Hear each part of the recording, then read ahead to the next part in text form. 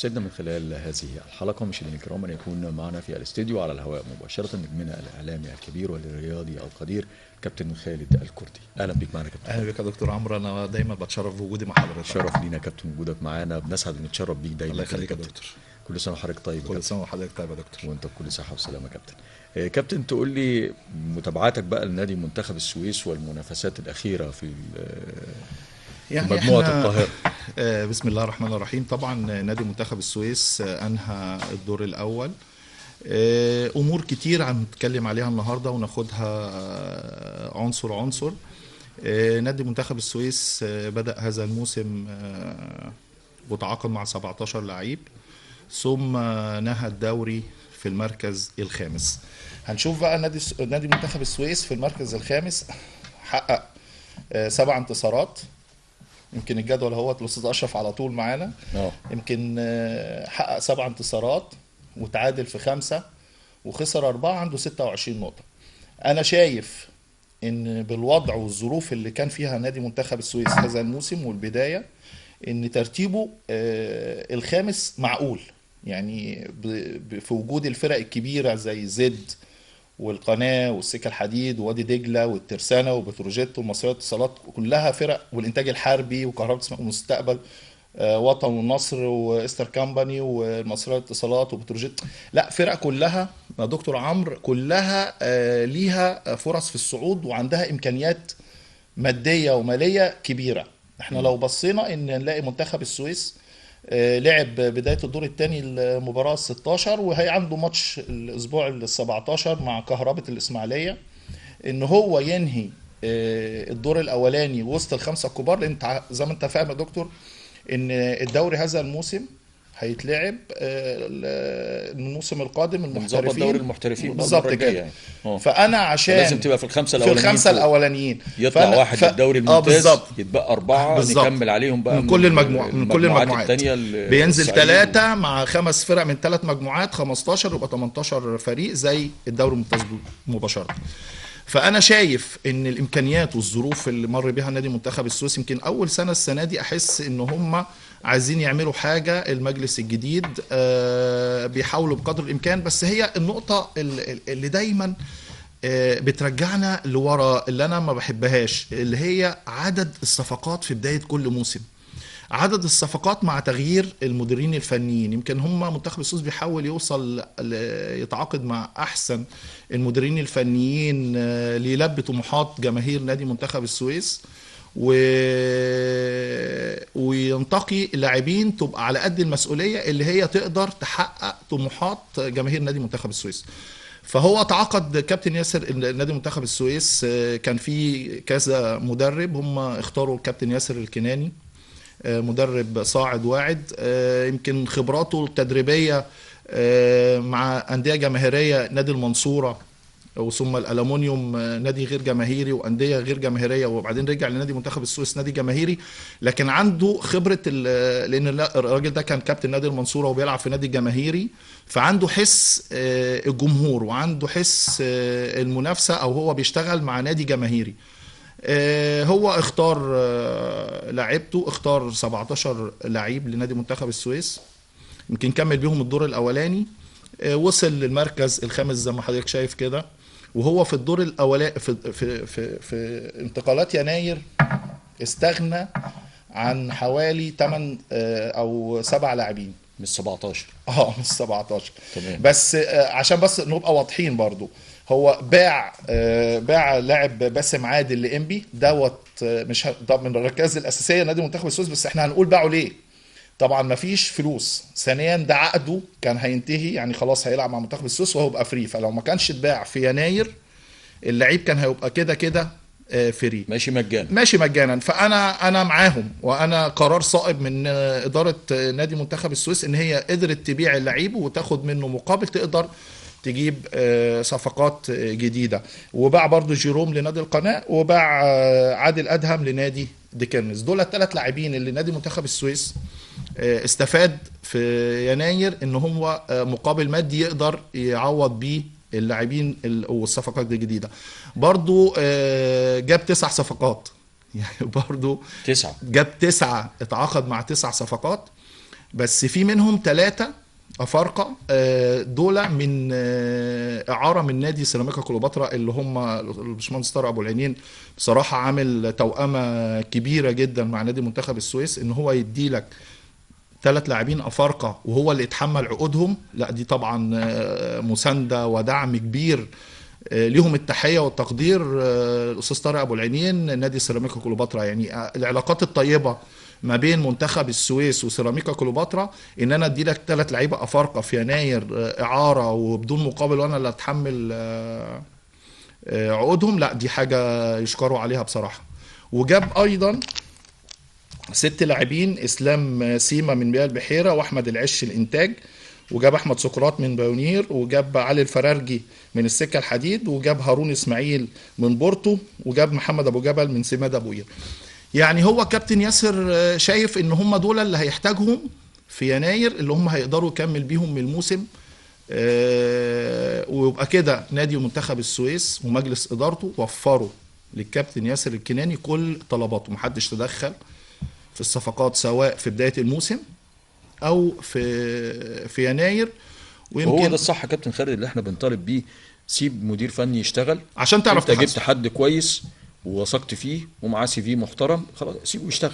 ويمكن كابتن ياسر الكناني برضو في ميزه، قدر يكسب شعبيه مع وثقه جماهير نادي منتخب السويس. ويمكن انا برضو اقول لك برضو نقطه مهمه، ان ياسر الكناني جاله عرض من نادي المنصوره ومجلس اداره نادي المنصوره خاطب مجلس اداره منتخب السويس ان هم ممكن يدفعوا الشرط الجزائي للكابتن ياسر الكناني، وان هو يرحل بالتراضي عن منتخب السويس لتولي الاداره الفنيه نادي منتخب المنصوره.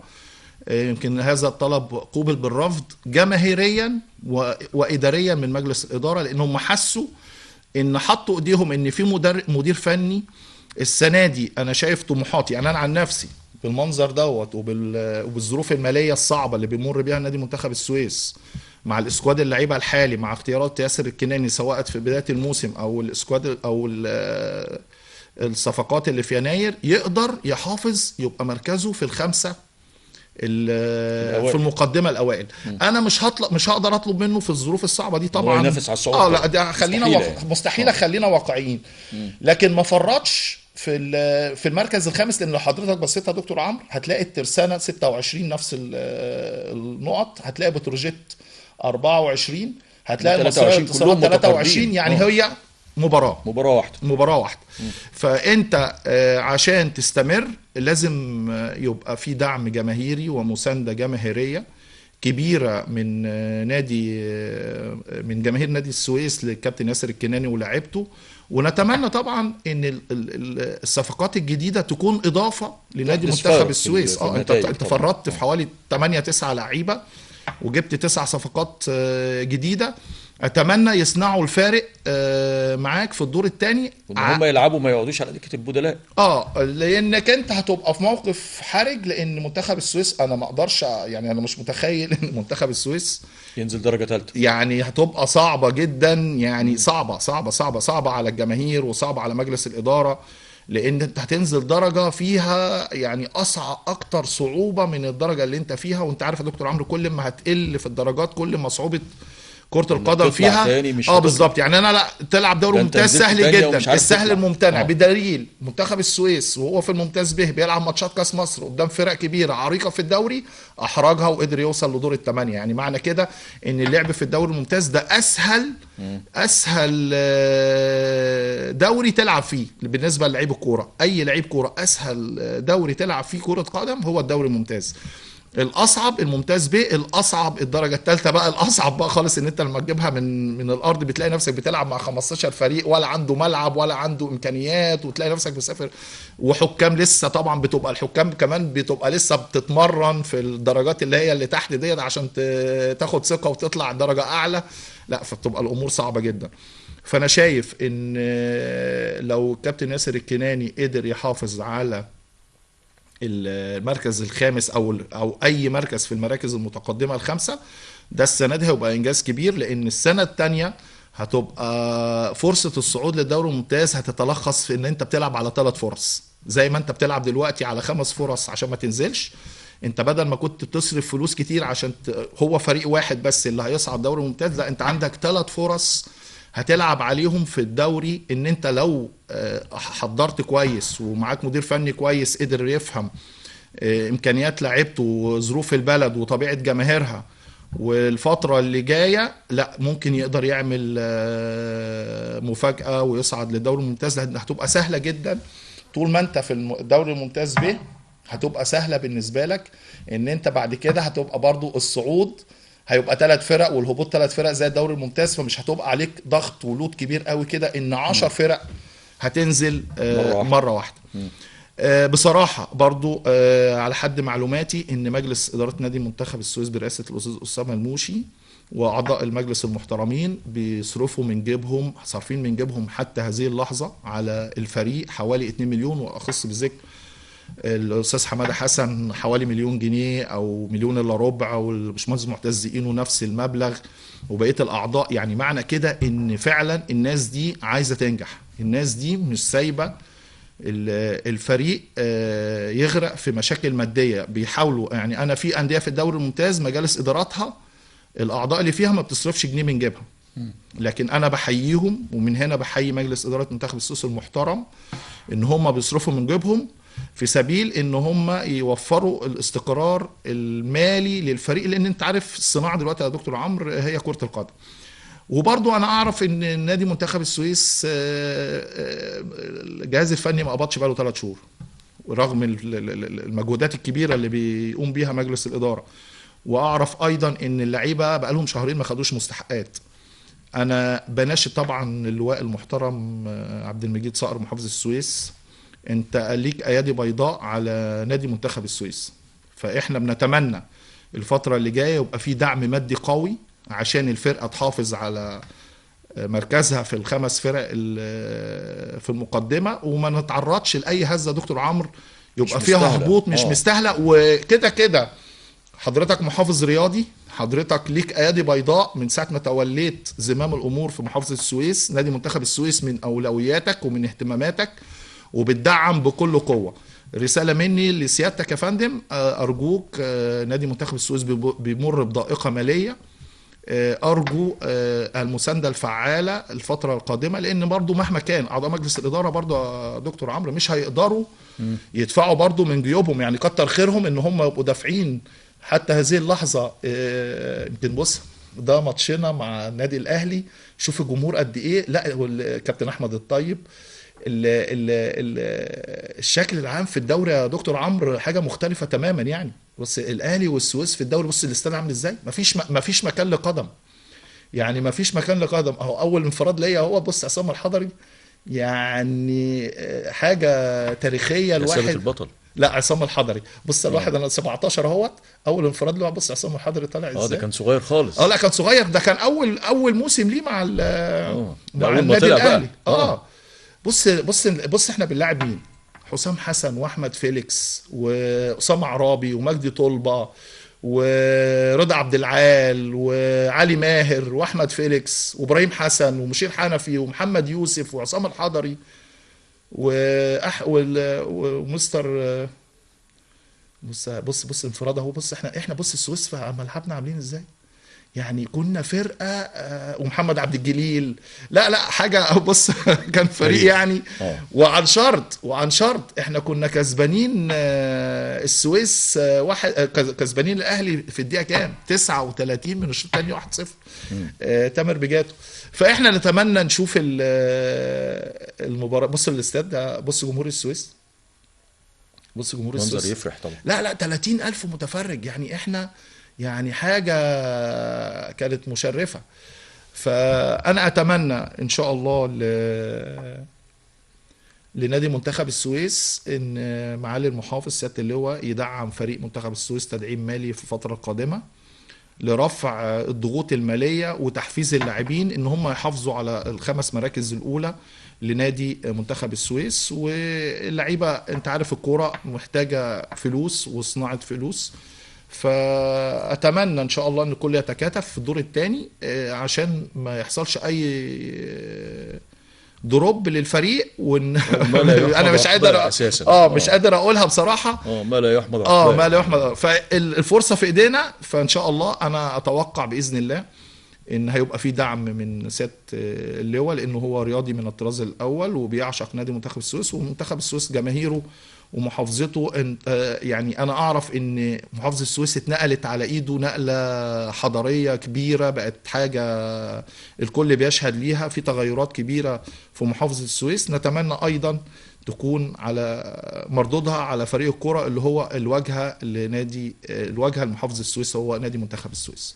ودايما طبعا كابتن خالد يعني معشوقة الجماهير في منطقتنا هي كرة القدم طبيعي. يعني مش هي رقم واحد، سواء جماهير النادي الإسماعيلي، جماهير النادي المصري، جماهير النادي منتخب السويس. هي دي بقى النقطة، احنا عايزين، احنا نفسنا بقى نرجع تاني، نرجع تاني بقى فرقة السويس يبقى خط القناة 3 فرق في الدوري كان بيبقى لها طعم كبير طبعا. ان احنا السويس بيلعب الإسماعيلي في إسماعيلية، والإسماعيلي بيلعب السويس في السويس، والسويس بيروح لبورسعيد، وبورسعيد بتيجي السويس. لا وديربيات ومباريات حماسية واحترام ما بين الجمهور وفرحة كبيرة لما انت تكسب في بورسعيد او المصري يكسب السويس في السويس. لا ده ليها طعم تاني يعني. حتى في الدوري الماتشات اللي هي خط القناة كان بيبقى ليها طعم تاني خالص كجماهيرية وكديربي كرة قدم. وانا شايف ان محافظه السويس مش قليله عشان ما يبقاش ليها. ماتش السويس والزمالك بالظبط. قول لي ذكرياتك ايه بقى في انا الجون اللي انت جبته فين بقى؟ انا جبت جون التعادل، كان الجون ده كان سبب بقاء نادي منتخب السويس. انا جايب الجون في الدقيقه 90. في الدقيقه 90 يعني الماتش خلص. انا بص، كانت هجمه علينا، انا راجع ببص على غريب حافظ من الجون، كانت هجمه لينا، وانا راجع ببص في ساعه استاد القاهره لقيتها 90. فخلاص احنا نزلنا رسمي يعني. الزمالك بص المشكله كمان ان دخل فينا جون احنا لسه ما قعدناش على الدكه اول دقيقه.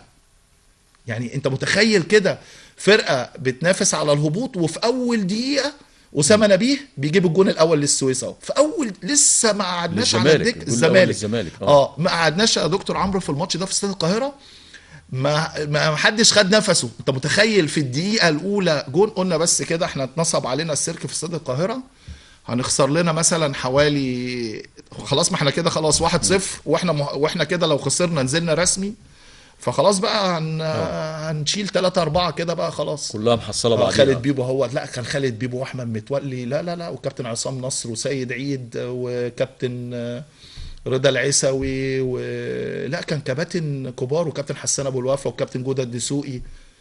لا فرقه يعني حاجه بصراحه يعني مش ممكنه يعني. فريق كان كبير. فبقول لك الكوره الزمالك كان عمال يباصي في الدقيقه 90 او كابتن ياسر السيد طبعا كابتن فرقتنا، وكابتن عصام نصر وكابتن حسان ابو الوفا. فرقه ده كان فريق الاحلام بتاع نادي الزمالك. نجوم الكابتن احمد الكاس وكابتن قاسي سعيد وكابتن اشرف قاسم وكابتن اسماعيل يوسف وكابتن ايمن عبد العزيز لا كان فريق، وكابتن يحيى نبيل وكابتن محتمد جمال ومدحت عبد الهادي وكابتن نادر السيد. ان انت تتعادل مع نادي الزمالك في القاهرة وفي الدقيقة 90 وجالنا بقى الامل نلعب، لازم نكسب ماتش المريخ بقى عشان نقعد رسمي. وفعلا بص كانت نتيجة الاهلي كمان، الاهلي خد الدوري بقى بعد على الشاشة كمان بالظبط، عشان كان الاهلي والزمالك بيلعبوا على الدوري، والاهلي بالجون اللي جابوه في شبين كان حسم بيه الدوري وخد الدوري من شبين النادي الاهلي. واحنا تعادلنا مع الزمالك الزمالك 1 والسويس 1. واحنا جالنا بقى اللي هي الفرصه بتاعت الماتش المريخ، جالنا المريخ بقى في استاد عجرود، كان لازم نكسبه عشان نلعب دوره ثلاثيه. جالنا المريخ كسبنا 2-0، خالد بيبو ما شاء الله عليه كسبنا 2-0 ولعبنا دوره ثلاثيه، وكسبنا في الدوره الثلاثيه الكروم في الماتش الفيصل 2-0 وقعدنا في الدوري الممتاز. انا بقول يعني ان نادي السويس نادي كبير ونادي عريق، يستحق ان هو بلد تستحق ان بص بيضيعوا وقت. بص يا دكتور عمرو الجول، بص طارق مصطفى واحمد الكاس بيلعبوا دي الدقيقه 90، بص بيضيعوا وقت ازاي. خلاص الدقيقه 90 الماتش خلص. بص هيعمل باص غلط بقى هيقطعها الكابتن سيد عيد، بص عمل باص غلط. بص انا فين، انا ناحيه اليمين خالص اهوت. كابتن سيد عيد شافني قطعت لجوه. كابتن سيد عيد كان لعيب كبير، قطعها لي جوه. بقيت ده انفراد، حاططها لك بالمسطره. بالمسطره انفراد، جون التعادل. يمكن طبعا الجون دوت بالنسبه لي من اهم ده اهم جون في مسيرتي. مش طبعا. عشان لا، مش عشان ان انا جبته في الزمالك، لا انت عشان الجون النادي. دوت بالذات كان سبب رئيسي في بقاء نادي منتخب السويس. ويمكن انا كمان في دورة الترقي جبت جون كمان في شبين. يمكن الجون ده برضو كان ليه عامل السحر، ان احنا اتسوينا مع كروم في الاهداف. وكان الجون بتاعي اللي احنا جبناه اللي انا جبته في جمهورية شبين، كان الكابتن محمد كفتة في النهائي هو والكابتن عبد الفتاح عبد الرازق بقى، وانا جبت جون بقى لينا 3 جوان، والكروم بقى ليها جونين، وصعدنا بفرق جون وكسبنا الكروم في ماتش فيصل 2-0 في المباراة. كان الحكم الدولي المغربي عبد الرحيم العرجون هو فانا بقول لك ان تاريخ طبعا، التاريخ كبير. نادي منتخب السويس. لا اهو شوف احنا كنا عاملين ازاي، يعني ادي السويس بيلعب في عندنا قدره بنهاجم بالظبط، ولا ولغايه الدقيقه 90. بص ويمكن احنا ضيعنا كمان بعد ما تعادلنا، ضيعنا جوان. والفرقه مين كمان بقول لحضرتك، فريق الاحلام بتاع نادي الزمالك. طبعا يعني اسماء كبيره، ده كفايه بس الكابتن احمد الكاس مثلا. ف يعني الواحد بامانه، احنا من ساعه ما النادي منتخب السويس نزل بقاله حوالي 20 سنه، من 2002 سنه كده. انا مش متخيل، يعني مش متخيل 2022 كتير. مش متخيل كتير. الوقت ده كله. يعني عندنا شباب وعندنا جيل كامل طلع ما شافش السويس في الدوري الممتاز. يعني احنا يعني تاريخ طبعا المباراه زي للاسف دي. يمكن اغلبيه اللعيبه دي دلوقتي الاجيال السويس يعني ما حدش يعرفنا دلوقتي. يعني ما عرفناش غير الجماهير اللي هي المحترمه الكبيره اللي عصرتنا. لكن دلوقتي ما اعتقدش ان جماهير منتخب السويس الجيل الجديد اللي هو جيل التسعينات الالفينيه الجديده، ما اعتقدش ان هو ممكن يبقى متذكر اي حاجه من النجوم. يعني كابتن رضا العيسوي هو كان كابتن كبير، يعني لا كان فرقه اسماء بصراحه. لو بتلعب دلوقتي لا حاجه مش طبيعيه. يعني لو الاسماء دي بتلعب دلوقتي. والكابتن خالد بص احنا بنهاجم ازاي. بص حضرتك احنا بنهاجم كسبانين اهو، الزمالك وكسبانين. فان شاء الله كابتن ياسر الكناني يشد حيله مع الفرقه، وانا بحييه على ان هو فضل البقاء مع نادي منتخب السويس ورفض عرض نادي المنصوره لفرض نوع من الاستقرار. وبشكر مجلس اداره نادي منتخب السويس ان هم وفروا الاستقرار في الفتره دي للكابتن ياسر الكناني والفرقته. تمام. يمكن شايفين قدامنا مباراه السويس اهي 1-1 مع المستقبل. لا منتخب السويس يعني ان هو يفنش الدور الاولاني من الخمسة الكبار، دي حاجة كويسة جدا جدا جدا. بتدينا امل ان احنا ان شاء الله ممكن نحقق مع الدعم اللي حصل بالتسع لاعبين اللي انت قلت عليهم. طبعا يعني كتير. طبعا 9 لاعبين يصنعوا فارق، ده يعني فريق كامل. وبعدين انت كده فاضل 2 كمان يبقى كده فريق 11 واحد. اللي مختارهم كمان الميزة ان اللي مختارهم المدير الفني، يعني اكيد هو شافهم واكيد هو عارفهم واكيد هو اللعيبه اللي مشيت ما وفقتش معاه في الدور الاولاني، يبقى هو عارف الاحتياجات ومواطن الضعف والقوه في فرقته، عشان كده دعم. والثلاث لعيبه افارقه اتمنى ان هم يصنعوا الفارق مع نديهم فرصتهم ونلعبهم بالظبط كده. هتعمل ايه. يمكن هو كمان عندنا ماتش مع كهرباء اسماعيليه. الماتش دوت طبعا ممكن يصنع فارق كبير، بس مش معنى كده كهرباء اسماعيليه عامله مفاجاه، جهاز فني جديد بقياده احمد العجوز. اول مباراه ليه كسب المصريه وطلع كسب اول ماتش كسب المصريه للاتصالات. لما نبص على الجدول كمان طلع في الترتيب فوق بدل ما كان تحت، ان هو يكسب بالمصريه للاتصالات. لا يبقى لازم تبقى عامل حساب فريق كهرباء اسماعيليه، لان الفرق اللي انت ممكن تتخيل ان هي صغيرة او تحس ان هي ممكن تكسبها بسهولة، لا ده هي دي اللي بتضيع النقط في الاوقات الحرجة للفرق الكبيرة. اول مباراة للجهاز الفني بقيادة الكابتن احمد العجوز لكهرباء اسماعيليه كسب المصرية للاتصالات، ده فريق بينافس ده فريق في المقدمه يعني. كان في الدور الاولاني لغايه الاسبوع العاشر كان هو الاول. كان بعد القناه، يعني القناه كان الاول اول 10 اسابيع، بعد كده مصرية للاتصالات، بعد كده هو نزل مركزين لتحت. يمكن احنا طبعا من خلال برنامجنا طالبنا اكتر من مره زي كده نادي السكه الحديد ما بيساندوا سيد الوزير كامل الوزير وزير النقل والمواصلات واقف في ظهر نادي السكه الحديد. النادي الوحيد للكهرباء ووزاره الكهرباء للطاقه هو نادي كهرباء الاسماعيليه اللي موجود في الدرجه الثانيه. بنتمنى طبعا من السيد الوزير ان هو يدعم الفريق، ما تبقاش على قد مجلس اداره نادي الكهرباء هنا في اسماعيليه بس برئاسه رئيس المجلس طبعا، تبقى من خلال المهندس سامي ابو ورده طبعا. يعني برضه بتبقى محتاجه دعم الوزاره طبعا، هيفرق كتير طبعا. وهم عاملين جهد كويس بصراحه، واختاروا جهاز فني بقياده الكابتن احمد العجوز، يعني عمل الفرق برضه في الكام مباراه اللي فاتوا. طبعا هو كمان كان معاهم الكابتن اشرف خضر وكان ماشي كويس، وهو اللي عمل الطفره وعدل الفرقه. لولا بس اختيار الكابتن احمد حسام ميدو للكابتن اشرف خضر ويبقى معاه في الجهاز الفني. طبعا النادي اسمه طبعا الكابتن اشرف مش هيقدر يتاخر طبعا عن ناديه، فهم فكروا واختاروا اختيار موفق. الكابتن احمد العجوز مدير فني قدير، نفس المدرسه برضه، نفس المدرسه، وقدر في فتره وجيزه يفرض اسلوبه ويصنع الفرق، وصنع الفرق في اول مباراه. يعني مباراه صعبه جدا. يمكن الكابتن ياسر اهوت بيحمس لاعيبته وبيقول لها تركز في الملعب ملهاش دعوه بالحكام.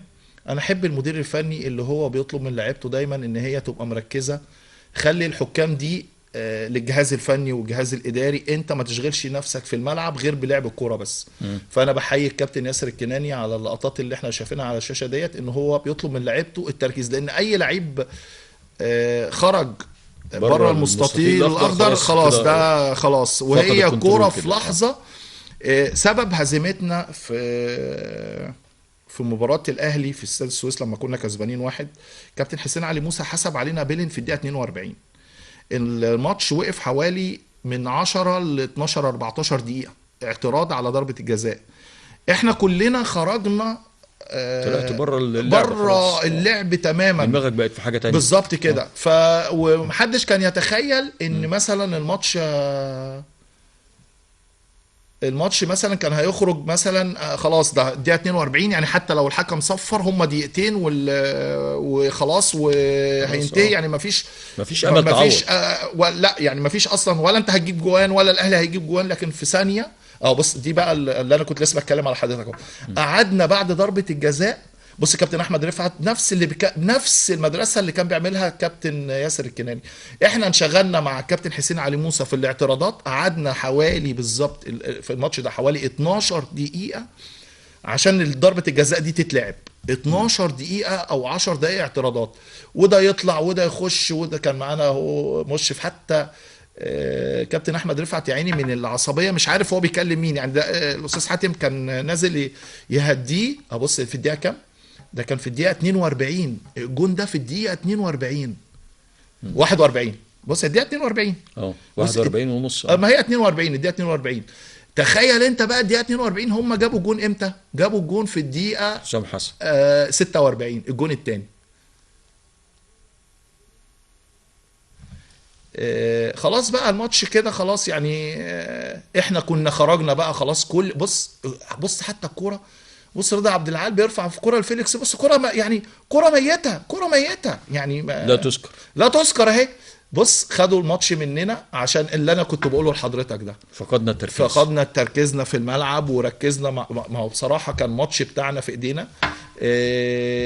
حلم ان انت تكسب فرقه من الاقاليم ده. حتى كمان يا رب الجون جه في الدقيقه 44، يعني الجونين جم في دقيقتين عشان خاطر ان احنا فقدنا التركيز وانشغلنا مع الاعتراض مع الحكم. بص الكابتن رضا عبد العال بيرفعها، يعني كوره صعب جدا من تمركز بقى. والجون كابتن حسني مسعد يمكن كان الاصول يطلع، كان مثلا ممكن حسني بالظبط كان ممكن حسني مسعد يطلع ياخد الكوره يموت فيليكس يضربه ويموته. لو طلع موت مثلا فيليكس ما كانش هيحسبها مثلا كابتن حسين، ما خلاص ما هو حساب علينا بيلن. يعني لو كان طلع في الكوره دي مثلا موت فيليكس كده ما كانش هيحسبها حاجه. فانا اقصد يعني ان احنا بنلعب اهوت فرقه نادي منتخب السويس ليه، ولعبوا النهائي كاس مصر كمان قدام الزمالك. لا يعني فرقه ليها تاريخ. عندنا كابتن احمد الطيب والكابتن محسن خليفه والكابتن عبده سليم والكابتن الاسناوي والكابتن مصطفى جلاب، يعني او كابتن حسين رمزي والكابتن طارق زو. لا لا لا، ده اجيال، كابتن شكوكو. يعني انا يعني مش عايز انسى حد، بس ناس حفرت تاريخ نادي منتخب السويس. في تاريخ كرة قدم لمحافظة السويس اسمه نادي منتخب السويس. أمنية حياتنا احنا كلاعيبة، انا طول الاسابيع اقعد ابص، اول حاجة بدور عليها نتيجة منتخب السويس عمل ايه. اول حاجة يعني انا مثلا اسماعيلاوي، لكن وعندي نادي القناة وعندي نادي الكهرباء يعني، بس سبحان الله طبعا بحس ان انا انتمائي الاول والاخير لنادي منتخب السويس. اول حاجة اجري عليها طبعا، انا بتمنى التوفيق طبعا لكل الفرق 1,000,000%، لكن عشان ده نادية اللي تعبت فيه، واللي الناس واللي انا شايل اسمه، واللي انا شايل اسمه، واللي انا ربنا كرمني من خلاله. طبعا السويس، مدينة السويس ليها فضل كبير عليا. فانا بدور بشوف الاول نتيجه منتخب السويس، وكل واحد لعب في نادي منتخب السويس من كل اللعيبه المحترمه اول حاجه بيبص على جدول نادي منتخب السويس. وصدقني لو في اي طلب من اي لعيب لنادي منتخب السويس عمره ما هيتاخر على الفريق ده بالذات، لان فريق يستحق يكون وسط الكبار. انا ما اقدرش اقول اكتر من كده. نادي منتخب السويس يستحق التعب، وان هو يبقى زيه زي الاسماعيلي، زي الاتحاد، زي المصري، لان هو فعلا كان هو زيه زي الانديه دي بالفعل يعني. تمام. كابتن خالد، النادي الاسماعيلي وتزيلنا للقائمة يعني باتنين تلاتة كده فوق كده ولا حاجة، ويعني إلى حد ما الدنيا بدأت بصيص من الأمل بدأ يبان كده، والجماهير عشمانة خير خاصة بعد التعادل مع الاتحاد والفوز على الداخلية مؤخرا. بص، يمكن النادي الاسماعيلي بقالنا 5 سنين عشان الحق يعني 5 سنين مستوى النادي الاسماعيلي في تدهور، استنزاف للفريق. وربنا عمال يدينا اشارات وما بنتعلمش من السنه اللي قبلها. السنه اللي بعدها بتبقى اسوأ من اللي قبلها، السنه اللي بعدها بتبقى اسوأ من السنه اللي بعدها، لغايه لما احنا وصلنا للسنه اللي في سنتين. سنه مع الكابتن ايهاب جلال تعرضنا للهبوط وانقذنا، والسنه الثانيه مع كابتن حمزه الجمل انقذنا، والسنه الثالثه مع الكابتن ميدو. يا عالم بقى ربنا ان شاء الله ينصرنا. كان مفعول السحر اللي احنا بنتكلم فيه يا دكتور عمرو في الفتره دي هو جمهور النادي الاسماعيلي. الجمهور النادي الاسماعيلي دوت جمهور ما فيش زيه، وفاء منقطع النظير، جمهور بيساند لاقصى درجه، بيسافر آلاف الأميال، أسوان بيسافر أسوان، اسكندرية، أي مكان ورا فرق، هو داعم الرئيسي وهو السند الحقيقي لنادي الإسماعيلي. كل الظروف دي احنا اتحطينا فيها، حتى المجلس اللي جه المجلس القديم سايب تركة محملة بالهموم زي ما بنقول، تركة محملة عقوبات على لعيبة، غرامات على مدربين، فلوس مش طبيعية، تعاقدات دون المستوى تماما لا تليق تلعب في النادي الإسماعيلي. جه مجلس إدارة أضعف ماليا وأضعف فكريا، رغم ان هو مجلس معين ومجلس منتخب، لكن طلع مجلس ضعيف في كل الوجوه في الاختيارات والقرارات، رغم ان هو كان معاه فرصتين. اول ما جه في يناير اللي فات اختار 11 صفقة، ولا صفقة تصلح ان هي تلعب في النادي الاسماعيلي، وكان نتيجتها ان احنا كنا معرضين للهبوط وانقذنا. المشكلة هنا يا كابتن خالد في هذه الجزئية، انك انت تيجي تتكلم مع رئيس مجلس الإدارة يقول لك كان في لجنة فنية، تيجي تتكلم مع اللجنة الفنية يقول لك احنا ما اخترناش ولا لاعب، ده رئيس مجلس الإدارة هو اللي اختار اللاعب. دي حقيقة. طيب يعني في ايه؟ فين اسم النادي الاسماعيلي في وسط الكلام ده كله؟ يعني انت عايش الكلام ده في الشارع الاسماعيلي، وشايف الدنيا بايظه ازاي، كل المسميات، وبعدين شايفين كلنا نادي منتخب السويس نازل زي ما انت بتقول بقاله 20 سنه مش عارف يطلع. يعني انت لو نزلت انت كمان مش هتعرف تطلع، مش هتشوفها، نفس القصه، مش هتشوفها تاني. دي حقيقه. المشكله ان المسميات دي هي اللي بتودي الانديه في داهيه.